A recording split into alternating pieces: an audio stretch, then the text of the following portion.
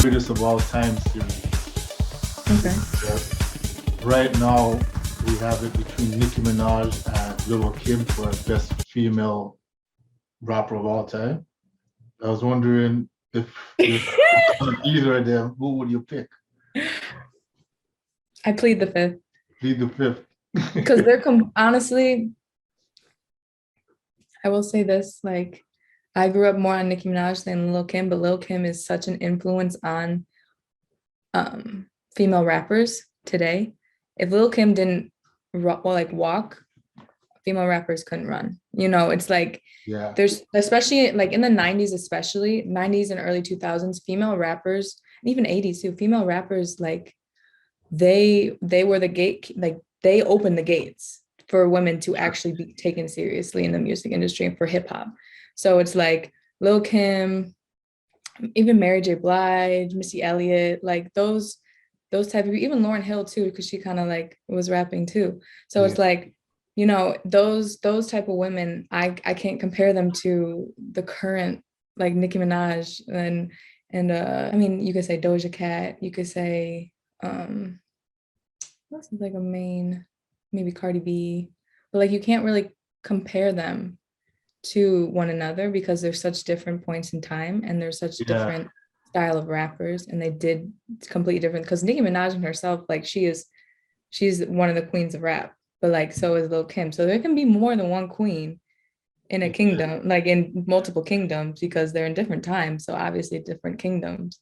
So it's like I can't choose. I'm gonna be Sweden or Switzerland. I mean, on this occasion. That's a That's good such a answer. hard question. Oh God. I'm just gonna say my top five as Yeah, like yeah. influences and not necessarily like greatest artists of all time. Okay. Because one, that might get me in trouble. Two, that's hard. That's so hard. Yeah, And three, we don't have enough time for that. So one of my first hugest influences on me when I was like young. I don't know what this man did to me when I was a kid, but I was hooked on him um when I was like 14, and it was Jimi Hendrix.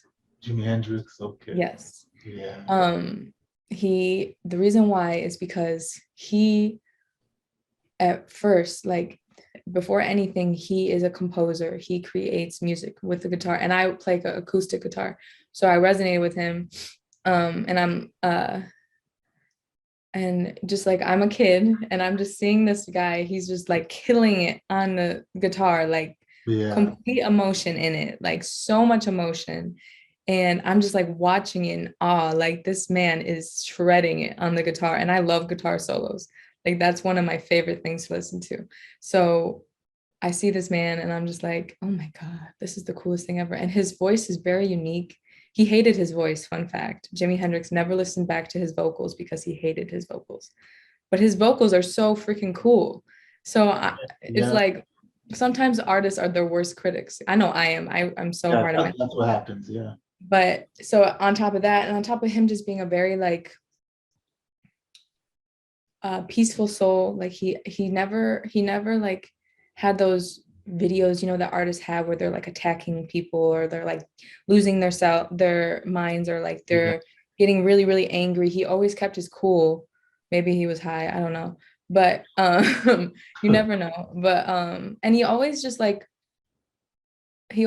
made people like light up when he was in a room. Whenever I see documentaries from him, every time he walks in a room, people just are smiling so hard. yeah, And he influenced rock and roll in that time frame so much, and he died so soon. Like he shouldn't have died as soon as he did. But I think for where he was at as far as a musician in that era, he influenced it a lot, especially when he did the guitar solo for the national anthem at I forget where it was, but he did a rendition of the national anthem and he made it kind of like what America sounds like, as far yeah, as like very brutal. It's very aggressive. It doesn't sound, like the patriotic, blah blah blah.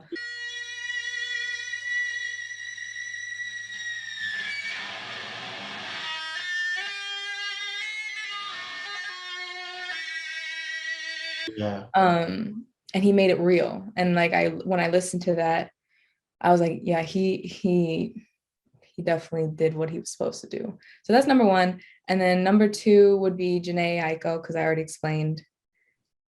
She's just, her evolution as an artist is crazy, and her lyricism is amazing. And she makes music out of sound bowls, and singing bowls. And I think Yeah. she's very purposeful with her music, and she's definitely created a whole new realm of what is mainstream music. She made sound bowls mainstream. So I thought that would never be a Yeah. thing, and she made it a thing. So that's number two. Number three is Janis Joplin, because of how emotional she is in her music. She is one of the most emotional performers you'll ever see, and the way she explains her lyrics, and the way she delivers the lyrics really shows her as a person. And when you see people like in documentaries, when they're watching her, they look captivated, like they're Yeah. just staring at her, like so in awe. Like same with Jimi Hendrix. Back then though, like in the 70s, like performances were so much different, because the artists, like nowadays, yes, we do show emotion and stuff, but I feel like the artists were more authentic in their emotions in the 70s. I don't know Yeah. if it was that type of music that was making everything pull out of them, as far as emotion. But yeah, so she was another one of my influences that I think is like one of the greatest artists. Um, Oh, if I could pray, and I'm trying to, well, you might come back home, home to me. Home to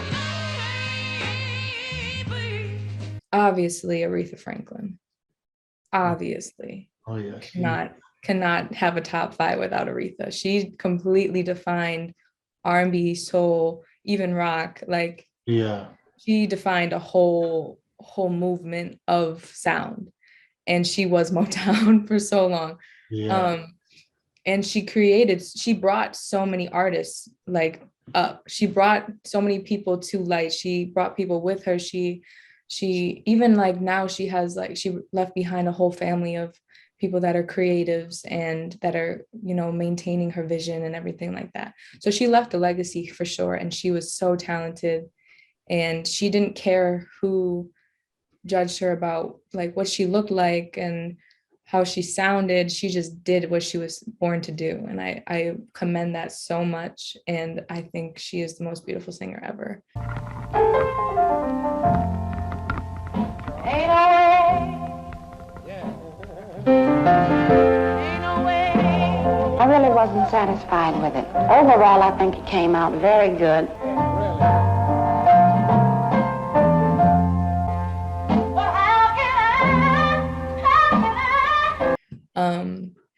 And then